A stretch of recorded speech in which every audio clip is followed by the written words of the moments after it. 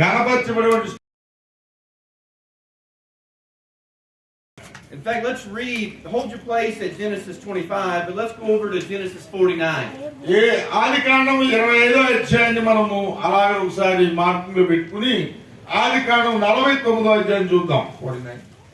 Genesis 49 and verse 3. 49వ అధ్యాయము 3వ వచనం మనం చూద్దాం. ఆదికాండం 49వ అధ్యాయం 49:3. Yes.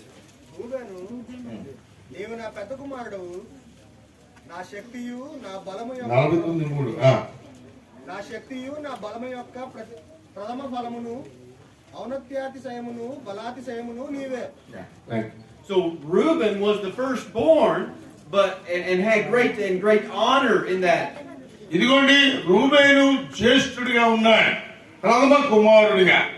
ఆ ప్రథమ కుమారుడిగా పుట్టినందుకు గాను అతను పొందేటువంటి ఘనత ఇక్కడ మనకు కనబడుతుంది. However, we know that Reuben also lost his birthright because of his defilement. అయితే రూబేను గొప్పవాడిగా అయినప్పటికీ కూడా అతడు చేసిన మోసకరమైన కార్యమును బట్టి దేవుడు ఇచ్చిన జ్యేష్ఠత్వపు స్థితిని అతను ఆ గౌరవాన్ని పోగొట్టుకున్నాడు. And that honor was given to Joseph and his sons.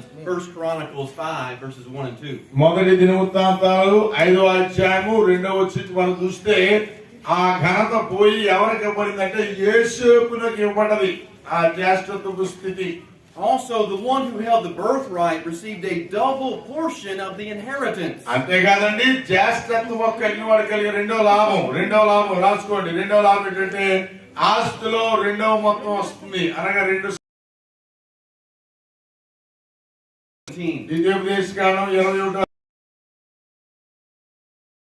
The one who held the birthright would succeed his father in governing the family. అంతేకాదు, మూడవదిగా జ్యేష్ఠత్వము కలిగిన వాడి కలిగిన లాభం ఏంటంటే తండ్రి అనంతరము కుటుంబాన్ని నడిపించేవాడిగా జ్యేష్ఠుడు ఉంటాడు. That's 2 Chronicles 21 verse 3. రెండవ దినవృత్తాంతాల గ్రంథం 21వ అధ్యాయం 3వ వచనం మీరు చూస్తారు. 21వ అధ్యాయం 3వ వచనం. Levi was given the responsibility. The holder of the birthright would lead the family in their spiritual relationship with God. అంతేకాదు, మరొక లాభం ఏంటంటే లేవీయులకు యాజక ధర్మం అప్పగించే వరకు కూడా దేవుని ప్రజలైనటువంటి వారి కుటుంబాన్ని దేవునికి సన్నిధిగా నడిపించి దైవ కార్యక్రమం జరిగించే బాధ్యత ఈ జ్యేష్ఠత్వం కలిగిన వాడికి దేవుడు ఇచ్చాడు. This Numbers 8 verses 15 to 18. సంఖ్యాకాండం 7వ అధ్యాయంలో మనం చూడగలుగుతాం. Numbers 8:15 to 18. 8వ అధ్యాయం 15 నుంచి 18 వచ్చాలండి. సంఖ్యాకాండం 8వ అధ్యాయం 15 నుంచి 18. So no doubt the birthright was something that was greatly treasured. దీని బట్టి మనకి ఏమాత్రం అనుమానం లేదు, జ్యేష్ఠత్వం అనేది చాలా ఘనత వహించేటువంటి స్థితిగా పరిగణించబడేది అని. However, as we're going to notice in just a moment, Esau despised his birthright. ఏదేమైనప్పటికీ కూడా ఏం జరిగిందిరా బాబు మనం లేఖనాలను చూస్తే ఏశావు ఆ జ్యేష్ఠత్వ హక్కును అమ్మి వేశాడు. నోట్స్లు రాయాలి అందరూ. Let's read the account. ఒక్కసారి జరిగిన సందర్భాన్ని మనం చదువుకుందాం. Let's read Genesis 25 verses 24 through 34. చూడండి, 25వ అధ్యాయము 24 నుంచి 34 వరకు చదువుకుందాం.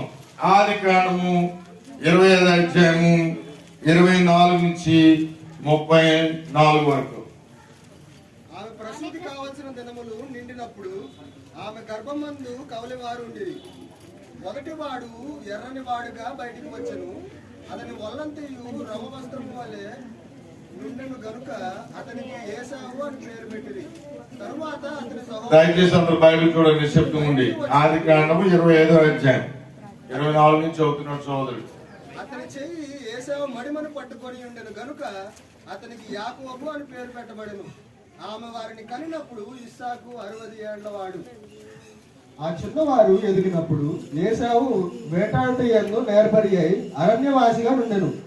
యాకోబు సాధువై గుడారములలో నివసించుచుండెను. ఇస్సాకు ఏశావు తెచ్చిన వేట మాంసము తినుచుండెను గనుక అతని ప్రేమించెను. రిబ్కా యాకోబును ప్రేమించెను. ఒకనాడు యాకోబు కలగూర వంటకము వండుకొనుచుండగా ఏశావు అలసిన వాడే పొలంలో నుండి వచ్చి, నేను అలసి ఉన్నాను, ఆ ఎర్రగా నున్న దానిలో కొంచెం దయచేసి నాకు పెట్టుమని అడిగాను. అందుచేత అతని పేరు ఏదోము అనబడెను. అందుకు యాకోబు, నీ జ్యేష్ఠత్వము నేడు నాకిమ్మని అడుగగా ఏశావు, నేను చావుచున్నాను కదా, జ్యేష్ఠత్వము నాకెందుకనెను. యాకోబు, నేడు నాతో ప్రమాణము చేయమనను. అతడు యాకోబుతో ప్రమాణం చేసి అతనికి జ్యేష్ఠత్వమును అమ్మివేయగా, యాకోబు ఆహారమును చిక్కుడుకాయల వంటకమును ఏసావుకిచ్చెను. అతడు తిని త్రాగి లేచి పోయెను. అట్లు ఏసావు తన జ్యేష్ఠత్వమును ధృవీకరించెను. Thank you, sir. Thank you, sir. So, although Jacob and Esau were twins, Esau was the firstborn. యాకోబు ఏశావులు ఇద్దరు కూడా కవల పిల్లలు అయినప్పటికీ ఇద్దరిలో ముందుగా భూమి మీదకి వచ్చింది ఎవరు? ఏశావు వచ్చాడు. And because of that, the birthright belonged to him. మొట్టమొదటిగా ఆయన భూమి మీద అడిగేటాడు కనుక అటువంటి వ్యక్తికి అనుగ్రహించబడిన జ్యేష్ఠత్వ హక్కు ఏశావు కలిగింది. But as we just read, that quickly changed. అయితే మనం ఇప్పుడే అనుకున్నాం, గుర్తించాం ఆ జ్యేష్ఠత్వ హక్కు అది అతి త్వరలోనే స్థానాలు మారిపోయింది. And he gave up his birthright for a bowl of stew. అతడు ఆ మంచి సూప్ కర్రీ కోసం తనకున్నటువంటి ఆ జ్యేష్ఠత్వ హక్కును తన సోదరికి అమ్మివేశాడు. I want us to consider that this morning. ఈ ఉదయం దాని మీద జాగ్రత్తగా ఆలోచించాలని కోరుతున్నాను. And sometimes we might be tempted by a bowl of stew, figuratively speaking. ఏమంటే కొన్నిసార్లు మనం కూడా ఇలాగా చక్కని అందమైనటువంటి సూపు లేదా పరిస్థితి ఏర్పడుతుంది. So as we think about this morning, let's think how we might be tempted for a taste of the devil's stew. కొన్నిసార్లు మనం దీని గురించి ఆలోచన చేస్తుండగా మనకి జ్ఞాపకం చేసుకోవాల్సిన విషయం, దృష్టించవలసిన విషయం ఏంటంటే అపవాది మన ముందు పెట్టేటువంటి ఆ కలగూర వంటకాన్ని కొన్నిసార్లు మనము ఆకర్షించబడుతూ ఉంటాం. జాగ్రత్త వహించాలి. Let's think about this stew from the perspective of Esau for a few minutes. ఒకసారి ఈ కలగూర వంటకం లేదా చిక్కుడుకాయల కూర విషయంలో ఏశావు యొక్క దృక్పథంతో ఒకసారి ఆలోచన చేద్దాం. Now, Jacob and Esau were twins. గమనించండి, యాకోబు ఏశావు ఇద్దరు కూడా కవలలు. But did they look like twins? ఏమంటే వాళ్ళిద్దరు కవలలా కనబడ్డారా? No, they didn't. They looked very different from one another, didn't they? కవలలు అంటే ఇంచుమించుగా ఎలా ఉంటారు? ఒకేలా ఉంటారు, సమాన రూపం ఉంటుంది. కానీ ఇలా లేదు కదా, గమనించారా? The Bible describes Esau as red and hairy. ఏమండి ఏశావు ఎలా ఉన్నాడట చెప్పాలి? ఏమో మా తెలీదా? చూసారా, ఎర్రని వాడును, ఒళ్ళంతా ఏమున్నాయి? ఎంట్రులు ఉన్నాయంట ఒళ్ళంతా. But in contrast, Jacob is called a smooth man. అయితే యాకోబు మాత్రం అలాగా లేకుండా మృదువుగా ఉన్నవాడుగా అతని గురించి వివరించబడ్డది. That's found in Genesis 27, verse 11. చూడండి, ఆదికాండం 27:11 యాకోబు యొక్క స్వభావాన్ని తెలియజేస్తున్నాడు, లేదా అతని యొక్క ఆకారాన్ని. But they also had very different interests. అయితే ఇద్దరికి కూడా ఒక ప్రత్యేకమైనటువంటి విభిన్నమైనటువంటి మనస్తత్వాలు ఉన్నట్టుగా మనం చూడగలుగుతున్నాం. Esau is described as a cunning hunter, a man of the field. ఏశావు ఎలాంటి వాడంటే అరణ్యంలో తిరిగి వేటాడి జంతువుల్ని చంపి వాడి ఆ మాంసం తినేవాడు కనబడుతున్నాడు. Jacob's strengths were internal. He's described as a gentle man. అయితే యాకోబు తన యొక్క ఆంతర్య విషయంలో చాలా చక్కగా చెప్పబడ్డాడు. ఎలా కనబడ్డాడంటే అతను మృదువైన వాడుగా, సౌమ్యుడిగా కనబడుతున్నాడు. No doubt these natural interests that these two men had were fueled by the treatment they received from their parents. ఈ ఇద్దరి యొక్క స్వభావాలు, వ్యక్తిత్వాలు అనేవి ఏమాత్రం అనుమానం లేదు, తమ తల్లిదండ్రుల ద్వారా కొంచెం పెంచబడ్డాయి. ఆ విధంగా వాళ్ళు రూపించబడ్డానికి కారణమయ్యాయి. As you may remember, favoritism was a major problem in their home. వారి కుటుంబంలో మనం చూస్తే కొంచెం పక్షపాత ధోరణి తల్లిదండ్రులు పిల్లల పక్షంగా కలిగినట్టుగా మనకు కనబడుతుంది. ఆ కుటుంబంలో మనం చూస్తే Isaac and Rebekah were their parents. ఏమంటే వీరి తల్లిదండ్రులు ఎవరు? ఇస్సాకు మరియు Rebekah. And the text reveals to us that Isaac loved Esau and Rebekah loved Jacob. అక్కడ లేఖనమే చెప్తుంది, ఇస్సాకు ఎవరిని ప్రేమించాడు? ఏశావును ప్రేమించాడు. రెబ్కా ఎవరిని ప్రేమించింది? ఎక్కువగా యాకోబును ప్రేమించింది. అబ్బాయి మాట్లాడతలేదు. Now, we don't have details on the childhood of Jacob and Esau. యాకోబు ఏశావు యొక్క చిన్నతనం, వారు ఎలాగ పెంచబడారో వివరాలు మనకైతే గ్రంథంలో లేవు.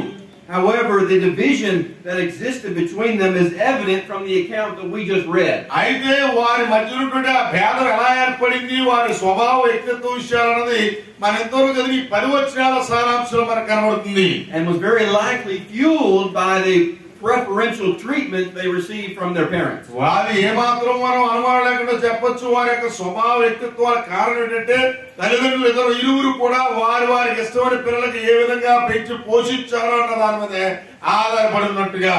Now, in the account that we just read, Jacob was boiling some stew or soup. ఇక్కడ మనం చూసినట్లయితే యాకోబు ఏం చేస్తున్నాడు, చక్కని కలగూర వంటకు ఒకటి మంచి సూప్ కూడా తయారు చేస్తున్నాడు, మంచి కర్రీ తయారు చేస్తున్నాడు అనమాట. Can you smell it? ఏమండి వాసన వస్తుందా? Oh, no doubt it smelled good. ఏమండి స్మెల్ చాలా బాగుంది, మీరు రావట్లేదా? And Esau came in from the field. He'd been hunting. ఆ సమయానికి ఎవరు వచ్చారు? అరణ్యం నుండి ఏసావు వచ్చాడు, మంచి వేటాడడానికి వెళ్ళాడు, కష్టపడి వచ్చాడు. Now, I don't know how long Esau had been gone out hunting. నాకు తెలియదండి ఎంతకాలం అతడు అరణ్యంలోకి వేటాడడానికి వెళ్ళి ఎంత సమయం గడిపాడో నాకే తెలియదు. But he must have been out there for a long time. బహుశా చాలా కాలం ఆ వేట కోసం వెళ్ళి సమయాన్ని గడుపుంటాడు. Now, we're not told whether he was successful or not. ఆ వేటాడి వెళ్ళి వేటలో ఏమైనా జయం పొంది 4 జంతువులు కొట్టుకొచ్చాడు లేదు, మనకి ఇక్కడ సమాచారం లేదు. But when he came home, he was weary, he was tired, he was hungry. అతను ఇంటికి వచ్చేసరికి అతను చాలా అలసిపోయి సొలిసిపోయి ఆకలితో ఆ మనిషి ఏదోలాగా అయిపోతున్నాడు అనమాట. And when he comes in, he smells that food. ఇంటికి వచ్చేసరికి ఆ వాసన ముక్కుకి అలా తాకింది. And he wants that, doesn't he? వాసన పెంచుకొని ఏమంటున్నాడు, నాకు కావాలి. He desires that freshly prepared meal. ఆ యొక్క అప్పుడే చక్కగా సిద్ధపరచబడినటువంటి ఆ ఆహారం తను కావాలి అని కోరుకున్నాడు. That stew is very enticing for Esau, and he desires it. He says, "Feed me." ఆ కూర చూసేసరికి, ఆ వాసన చూసేసరికి ఇతరులో తీరని కోరిక కలిగింది కనుక ఎలాగైనా అది కావాలనుకున్నాడు. దయచేసి నాకు ఆ కూర ఇవ్వని అడిగేశాడు. And that makes me wonder, did he have any meat from the hunt? నాకు ఇప్పుడు అనుమానం వస్తుంది, మరి ఇంత కష్టపడి అరణ్యంలోకి వెళ్ళాడు కదా, ఏసావు ఏమన్నా మరి వేట మాంసం తెచ్చుకున్నాడా నాకు తెలియదు. Maybe he didn't have anything. బహుశా ఏమి వేటాడు తెచ్చుంటాడు, ఏమి లేకపోయి ఉంటుంది బహుశా. Maybe he had meat, but he was too hungry and tired to prepare it. I don't know. లేదా ఏదైనా మాంసం తెచ్చుకుని ఉండొచ్చు, ఏదైనా జంతువులు కొట్టుకుని ఉండొచ్చు, అప్పుడు కడిగి శుద్ధీకరించి దానికి వంటండి ఓపిక సమయం లేకపోయి ఉండొచ్చు. And he's hungry and he wants to eat right now. ఆ సమయంలో కేవలం అతను ఆకలి ఉన్నాడు, నాకు కావాల్సిందల్లా కూర అంతే ఎట్టు పుసిన బిడెత్తినేస్తాను. Well, Jacob saw the situation there, didn't he? ఇదంతా గమనించాడు ఎవరు? యాకోబు గారు.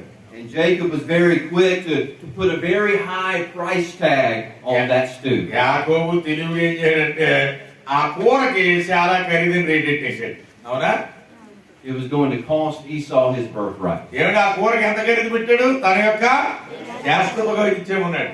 Of course, Esau claimed, "I'm dying." ఆ ఏసంలో చచ్చిపోతాడు రా బాబు, Feed me, help me, I'm dying. నాకు పెట్టు, ఎంతో పడేరా బాబు, నేను ఇప్పుడు తిరగపోతూ ఉండలేను. Now, I think it's very unlikely that Esau was actually on the verge of death. నేను అనుకున్నాను ఏమాత్రం మాట మాత్రం చెప్పలేదు, అతను చచ్చిపోవడానికి సిద్ధంగా లేడు కానీ ఆకలితో ఉన్నాడని మాత్రమే చెప్పగలరు. He had just come in from the field on his own power. బహుశా తన అరణ్యం నుండి వచ్చరికి తన తారుగా తన శక్తిని అంతా కూడా కోల్పోయి ఇంటికి వచ్చాడు. And he would soon be leaving on his own power. మళ్ళా తన ఇష్ట ప్రకారంగానే వచ్చాడు, తన ఇష్ట ప్రకారంగా వెళ్ళిపోవడానికి కూడా అవకాశం కలిగి ఉన్నాడు. And while a good meal can be refreshing and energizing, it doesn't immediately bring you back from the point of death. మరి ఏ విషయంలో కూడా అక్కడ చక్కగా ఆరోగ్యకరమైన ఆహ్లాదకరమైన ఆహార పదార్థాలు తయారై ఉంటే అది తినకపోతే ఏమో అతను చచ్చిపోవడం తినకపోవడం వల్ల. So it seems like Esau is exaggerating, emphasizing how hungry he is. బహుశా అతను ఎంత ఆకలి కొనున్నాడన్న సంగతి తన మాటలో వ్యక్తం చేస్తున్నాడు. అందుకనే ఆ మాటలో వ్యక్తం చేయడం వల్ల మనకు ఏమర్థమవుతుందంటే అతను ఎంతగా కూరను కోరుకున్నాడు అన్న సంగతి అర్థమవుతుంది. But he still sold his birthright for a bowl of stew. అయితే అతను చచ్చిపోవాల్సిన పరిస్థితి లేదు కానీ కావలసిన ఆకలి తీర్చుకోవడానికి గాను తన జ్యేష్ఠత హక్కుని అమ్మేసుకున్నాడు. He despised his birthright. అతని జ్యేష్ఠత హక్కును తృణీకరించెను. He regarded it with contempt. ఆయన ఏ వ్యక్తమైనటువంటి రీతిలో దాన్ని ఘనంగా ఎంచకుండా తన యొక్క లోభత్వపు ఆలోచనతో చూశాడు. How? In what way did he do that? ఏ విధంగా చేశాడు చూడండి అతను. He was willing to give up his birthright for temporary satisfaction. ఆయన తాత్కాలికమైనటువంటి సంతృప్తి కొరకు జ్యేష్ఠత్వ హక్కును అమ్మేసుకున్నాడు. No doubt, Esau would soon be hungry again. ఏమండి కూర తినేస్తాడు, తినేస్తాడు మళ్ళీ ఆగతుంది ఇదా, అందులో అనుమానమే లేదు. That one meal was not going to last for a lifetime. బహుశా ఒక్క కొలగూర వంట కూర తినడం వల్ల జీవితకాలం తనకు ఆకలి లేకుండా ఏమి ఉండకపోదు. But he had just given up a lifetime of blessings for a bowl of stew. జీవితకాలపు ఆశీర్వాదమును ఒకే ఒక బౌల్ ఆఫ్ కర్రీ కోసం అనగా ఈ కలగూర వంటకం కోసం అతడు త్యాగం లేదా తృణీకరించేశాడు. Esau thought more of that bowl of stew than he thought of his birthright and the inheritance that came with it. అతను పొందేటువంటి జ్యేష్ఠత్వ హక్కు తద్వారా వచ్చే ఆ శ్రేష్టమైన స్థితి కన్నా ఆ కూర వంటగానే ఎక్కువగా ఇచ్చాడు. ఆ కూర వంటకానికి ముందు ఈ ఉన్నతమైన దేవుడిచ్చిన స్థితిని చాలా అల్పంగా చూశాడు ఏశావు. Let's bring this into a spiritual lesson for us. ఈ రోజు పాఠం ఇప్పుడు నేను చెప్పింది ఇదంతా కూడా ఆత్మ సంబంధంగా మనం అనుకరించుకోవడానికి ప్రయత్నం చేద్దాం. ఈ రోజు పాఠంగా Under the new covenant, we have a birthright. జాగ్రత్తనండి, క్రొత్త నిబంధన కింద మనందరం కూడా ఒక జ్యేష్ఠత్వ హక్కు ఉంది. But it has nothing to do with a physical birth. ఇది జ్యేష్ఠత్వ హక్కు అనేది భౌతిక సంబంధమైనది కాదు. It has to do with a spiritual birth. ఇది ఆత్మ సంబంధమైంది. And all men have the opportunity to have the greatest of birthrights. ఏమంటే ప్రతి సభ్యుడు కూడా ఈ జ్యేష్ఠత్వ హక్కుగా కలిగి ఉన్నాడు. When one is born again in baptism, he becomes heir of the promise of eternal life. ఎవరైనా ఓ వ్యక్తి క్రొత్త జన్మ పొందితే బాప్తిస్వం ద్వారా అతడు దేవుని కుమారుడు గొప్ప స్వాస్థ్యాన్ని అతను పొంది ఉంటాడు. That's 1 John 2 verse 25. మొదటి యోహాను పత్రిక 2:25 మొదటి యోహాను పత్రిక 2:25 రాసుకోవాలి వచ్చిన అందరూ. We are able to be heirs according to the promise made to Abraham. Galatians 3:29. గలతీ పత్రిక 3:29 అబ్రహామునకు చేయబడిన వాగ్దానం చొప్పున బాప్తిస్మం పొందిన వారందరూ ఆత్మానుసారంగా అబ్రహాము యొక్క కుమారులై ఉన్నారు. We are children of God and heirs through God. Galatians 4 verse 7. గలతీల రాసిన పత్రిక 4:7 దేవుని ద్వారా దేవుని యందు దేవుని వారసులైన సంగతి తెలియజేస్తున్నాడు.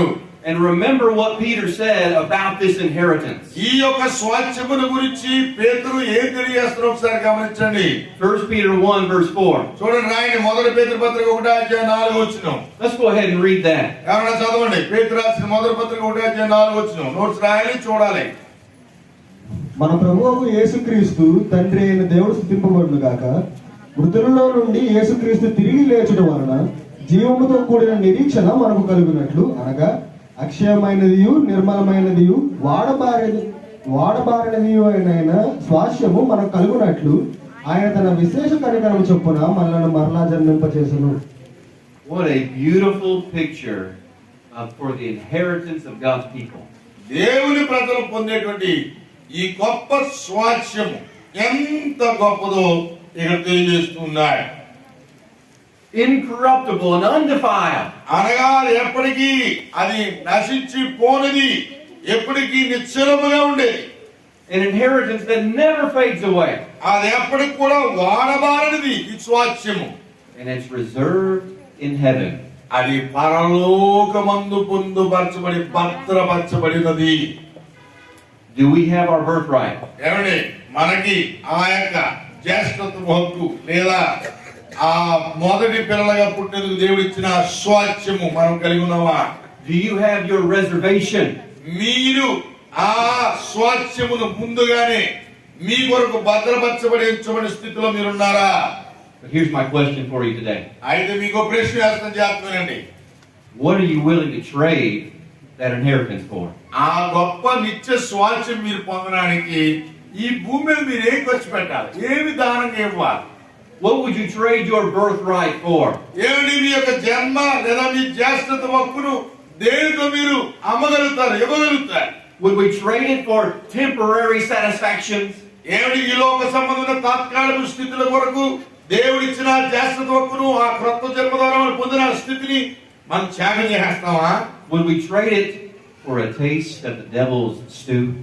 అనగా అపవాది యొక్క ఆ రుచికరమైన భోజ్యము కొరకు దేవుడిచ్చిన ఉన్నతమైన స్థితిని మనము త్యాగం చేసేస్తామా, తృణీకరిస్తామా? There's no doubt that Satan is working, friends. ఏమండి స్నేహితులారా, జాగ్రత్తనండి, అపవాది మన మీద చాలా వేగంగా పనిచేస్తున్నాడు. There's no doubt that Satan is bringing temptations upon us. ఏం అనుమానం లేదండి, అపవాది మన మీద శోధన తీసుకొస్తున్నాడు. And he's trying to make those temptations as alluring as he possibly can. ఆయన మనతో ఏ విధముగానైనా సరే మనల్ని మోసపురిచి ఆకర్షించి ఆయన వైపు మనం తిరగాలని, ఆయన క్రియలు మనం చేయాలని ప్రేరేపిస్తున్నాడు అపవాది. He's trying to make those temptations appear much more valuable than they actually are. కొన్నిసార్లు ఆయన ఇచ్చేటువంటి ఆ శోధనలు మనకు ఎలా కనబడతాయంటే అవి కనబడే వాటికంటే మరింత ఆకర్షణీయముగా మనుషులు ఎన్నికో చేసుకోవడానికి తగినట్టుగా ఉండేలాగా అలా కనబడింపు చేస్తూ ఉంటాడు అపవాది. వెనకెళ్ళరు. Just like Esau placed too much value in a single bowl of stew, Satan is trying to get us to place too much value on temptation and sin. అలాగే ఎలాగైతే ఈ ఏశావు తన కళ్ళ ముందు కనబడినది ఎంతో రుచికరముగా అనిపించినట్లుగా భావించి తనకు వంటి శ్రేష్టమైన స్థితిని పోగొట్టుకున్నాడో మనకు కూడా అపవాది కల్పించేవి అలాగే కనబడుతూ ఉంటాయి. దేవుడిచ్చిన ఉన్నతమైన స్థితిని అపవాది చూపించే వాటిని మనం పోగొట్టుకుంటూ ఉంటాం. My friends, when you are faced with temptation, స్నేహితులారా, మీకేదైనా శోధన ఎదురైతే, when you are faced with desiring a taste of the devil's stew, అపవాది యొక్క రుచికరమైన భోజ్యములు మీరు రుచించేలాగా మీకు శోధన ఎదురైతే, remember your Creator. మీ సృష్టికర్తను జ్ఞాపకం తెచ్చుకోండి. We must not give in to temptations. మన సృష్టికర్తను కలిగి ఉన్న మనము శోధనకు మనం అవకాశం ఇవ్వకూడదు. We must not throw away our birthright for a taste of the devil's stew. అపవాది యొక్క రుచికరమైన భోజ్యములకు దేవుడిచ్చిన ఆ గొప్ప నూతనమైన శ్రేష్టపు స్థితిని మనం పోగొట్టుకోకూడదు. How do we view the inheritance that God is offering to His children? దేవుడు తన ప్రజల వారికి ఇచ్చేటువంటి ఆ తొలిచూలుగా పుట్టేటువంటి ఆ శ్రేష్టపు స్థితిని మనం ఎలా చూడగలం, ఎలా అర్థం చేసుకోగలం? Do we recognize our own unworthiness and show appreciation to our Creator? మనం ఎంత అసమర్థంలో ఉన్న సంగతి ఎరిగి దేవుడిచ్చిన భాగ్యం బట్టి దేవుడిని ఎంతగానో మనం గౌరవించాలా, సన్మానించాలా? Do we show our gratitude by serving Him and keeping our lives pure from sin? ఆయనను మనం సేవిస్తూ, ఆయన మనం ఘనపరుస్తూ, మన జీవితాన్ని పాపం నుంచి విడిచిపెట్టి నీతికి దాసులుగా, దేవునికి బిడమగా ఆయనను పూజిస్తూ మనం బ్రతకడానికి నిర్ణయించుకోవాలా? Or do we despise it the way that Esau did and trade it for temporary satisfaction? లేదా ఏశావులాగా దేవుడిచ్చిన ఆ జ్యేష్ఠత్వ స్థితిని తృణీకరించి తాత్కాలికమైన ఆహారము కొరకు తన జ్యేష్ఠత్వ హక్కుని అమ్మివేసుకున్న ఏశావులాగా తాత్కాలికమైన సుఖము కొరకు దేవుడిచ్చిన స్థితిని మనం అమ్మేసుకోవాలా? Let's learn from Esau. ఏశావు నుంచి మనం నేర్చుకుందాం. Let's have self-control. ఎలాగ తను తాను జాగ్రత్తగా తనను తాను అధీనంలో పెట్టుకున్నాడో ఆ విషయాలు మనం జాగ్రత్తగా జ్ఞాపకం పెట్టుకుందాం. Let's not convince ourselves that we need to have this temporary pleasure no matter what the cost. ఏ విధమైన ఖరీదు మనం కళ్ళ ముందు కనబడినప్పటికీ, మన ముందు ఎదురుగుండా ఉన్నప్పటికీ కూడా తాత్కాలికమైన వాటి కొరకు దేవుడిచ్చిన ఉన్నతమైన స్థితిని మనం అమ్ముకోకుండా ఉండడానికి మనం ప్రయత్నం చేద్దాం. Instead of despising our birthright, let's love and appreciate what God has made available for us. దేవుడు మనకిచ్చిన ఆ క్రొత్త సృష్టి ద్వారా పొందే శ్రేష్టత హక్కుని పాడు చేసుకోవడానికి బదులుగా అది దేవుడి ద్వారా మనం పొందిన సంగతి ఎరిగి దేవుని యొక్క కృతజ్ఞత కలిగి ఉండి ఎలా బ్రతకాలన్న సంగతి మనం నేర్చుకుందాం. ఆ ప్రకారం చేయడానికి ప్రయత్నం చేద్దాం. Let's remember our Creator and all the blessings He's given to us, and we'll show that with the way that we live. మన సృష్టికర్తను ఆయన మన పక్షం ఆ ప్రకారం ప్రవర్తిద్దాం. ఎప్పుడైతే మనం అలాగా ప్రవర్తిస్తామో మనము దేవుని ప్రేమించిన వారంగా మనం కనపరుచుకోగలుగుతాం. Now, let's take a step back for a moment. Let's look at this stew from Jacob's perspective. ఇప్పుడు దాకా ఏసావు దాన్ని ఎలా చూసాడో మనం చూసాం. ఏది ఆ కలగూర వంటక విషయంలో ఏసావు ప్రవర్తించిన విధానం మనం చర్చించుకున్నాం. అయితే యాకోబు దాన్ని ఎలా ఉపయోగించాడో యాకోబు దృష్టితో చూద్దాం. There he sees Esau coming in from the hunt and he's weary, he's tired. ఏమంటే మనకి ముందుగా చూసి ఇద్దరు వ్యక్తులు ఇందులో ఏసావు చక్కగా ఆయన ఎక్కడికి వెళ్ళాడు, అరణ్యంలోకి వెళ్ళాడు, వేటాడకి వెళ్ళాడు, వచ్చేసరికి అలసిపోయాడు, సొలిసిపోయాడు, ఆకలితో ఉన్నాడు. ఆ స్థితిని యాకోబు కళ్ళారా చూశాడు. And he wants some of that stew that Jacob had just prepared. యాకోబు అప్పుడే చక్కగా వేడిగా ఉండినట్టు ఆ కలవర వంటగారు చూసి ఏసావు కావాలని ఆశపడ్డాడు. Jacob sees an opportunity. యాకోబు గారు ఇదో మంచి అవకాశంగా భావించాడు. Esau had something that Jacob wanted. యాకోబు ఏది కావాలని కోరుకున్నాడో అది ఏసావు దగ్గర ఉంది. అది గుర్తించాడు యాకోబు. He wanted Esau's birthright. He wanted all the benefits that come along with it. యాకోబు ఏం ఆశించాడంటే ఏసావు కలిగి ఉన్న జ్యేష్ఠత హక్కును దాని ద్వారా సంభవించే ఆ ఉన్నతమైన స్థితిని కావాలని కోరుకున్నాడు.